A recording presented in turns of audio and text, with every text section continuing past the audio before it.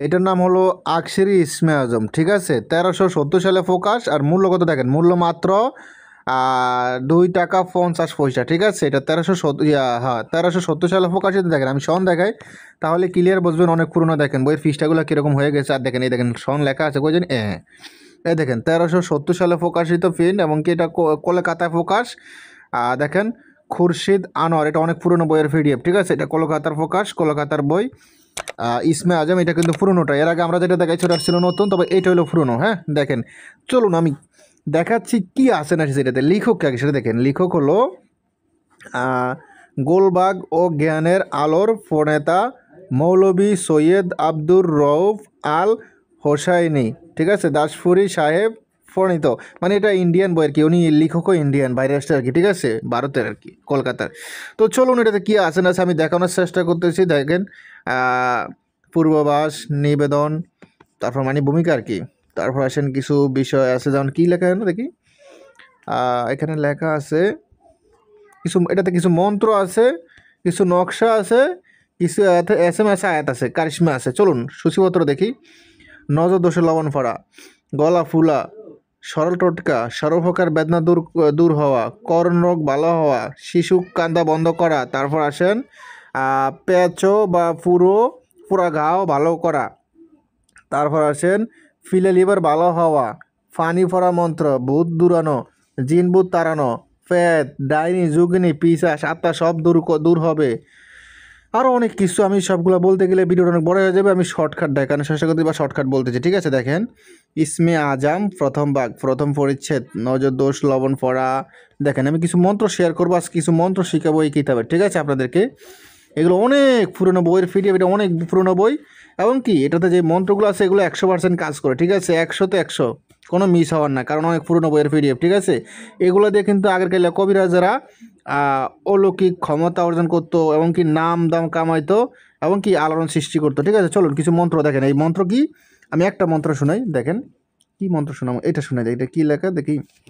হ্যাঁ, আল্লাজির তীর, নবীজির ঢাল, তলোয়ার অমুকের সঙ্গে ব্যথাগুলোর কাটবেন ভার, অমুকের অঙ্গে যদি আসিস আবার ফিরে, দোহায় তোরে আল্লাহর শীঘ্রে যা সেরে। এটা ইসলামিক লাইনের, ঠিক আছে। এক কথায় আমি তো আপনাদেরকে বলতে ভুলে গেছি, এটা সম্পূর্ণ ইসলামিক লাইনের, মন্ত্রগুলো ইসলামিক লাইনের, ঠিক আছে। মানে যারা কুফরি করতে চান না, শিরক বিদআত এগুলো বেশি কাজ করতে চান, এটা তাদের জন্য, ঠিক আছে।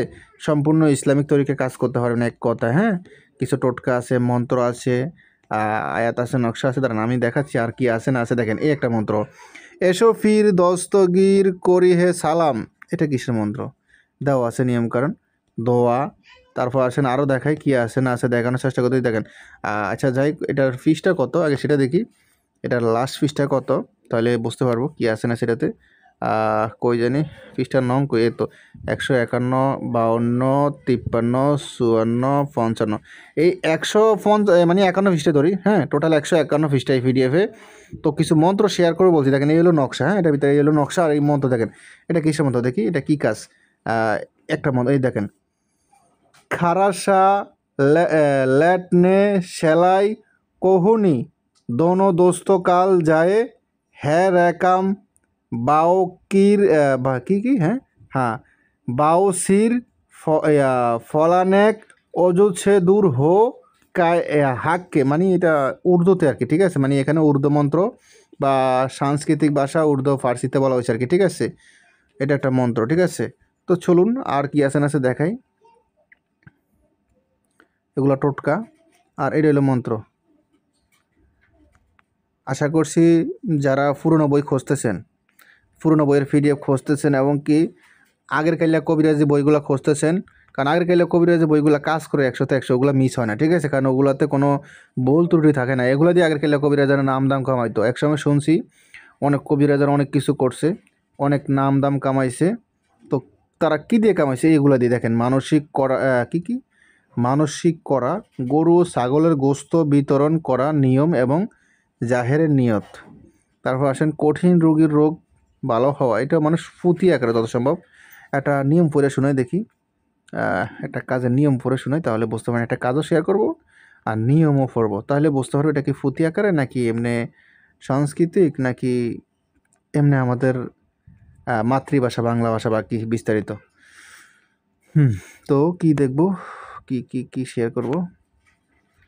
তৃতীয় প্রকার, আচ্ছা একটা মন্ত্র শেয়ার করি, একটা নিয়মগান শেয়ার করি, একটা কাজের নাসিকা রোগ, এটা টোটকা, এই একটা মন্ত্র। হ্যাঁ চাই দেখি পড়লে বোঝা যাইব। হ্যাঁ, তৃতীয় প্রকার, নিম্মিত লিখিত মন্ত্রকে গোলাপ পানির উপরে 7 বার পাঠ করে 7টি ফুঁক দিয়ে উক্ত পানিকে দিনের মধ্যে 2-3 বার চোখে দিলে চক্ষু যন্ত্রণা দূর হয়ে যাবে। চক্ষু সমস্যা থাকলে চোখ ভালো হয়ে যাবে। মন্ত্র হলো বিসমিল্লা বিসমিল্লা আল্লাহ সোবাহান ফলানা চক্ষু ওঠা করিবে আহসান। এটা কিন্তু মন্ত্র, যাদের চোখের সমস্যা হয়, চোখ ব্যথা করে, হ্যাঁ চোখের সমস্যা হয়, চোখ ব্যথা করে, চোখ ফোলা হয়ে যায়, চোখে চানি ভরে, বিভিন্ন সমস্যা আর কি, এক কথা বাতাস লাগে, এটা দিয়ে যাবেন ভালো হয়ে যাবে আল্লাহর রহমতে। দেখেন নিয়মকান দেওয়া আছে, আমি বলে দিচ্ছি নিয়মকান। মন্ত্র আবার শুনেন, বিসমিল্লা বিসমিল্লা আল্লাহু সুবহান ফলানার চক্ষু ওঠা করিবে আহসান। যাক ইনশাআল্লাহ, আল্লাহ ভরসা। এটা অনেক পুরোনো বইয়ের পিডিএফ, এখানে মিস হওয়ার কিছুই নেই, ঠিক আছে? যদি ভক্তি থাকে অবশ্যই হবে ইনশাআল্লাহ। দাঁতের যন্ত্রণা নিবারণ ওষুধ, আরও অনেক কিছু আছে, আমি এগুলো বলতে গেলে ভিডিওটা অনেক বড় হয়ে যাবে, লং হয়ে যাবে, আমি ওগুলো বলতে চাই না, ঠিক আছে? আমি শর্টকাট দেখানোর চেষ্টা করতেছি। প্রয়োজন হলে শুধু ইমো হোয়াটসঅ্যাপ নাম্বার মেসেজ করবেন। এই পর্যন্ত ভালো থাকবেন, সুস্থ থাকবেন। আল্লাহ হাফেজ, আসসালামু আলাইকুম ওয়া রাহমাতুল্লাহি ওয়া বারাকাতুহু।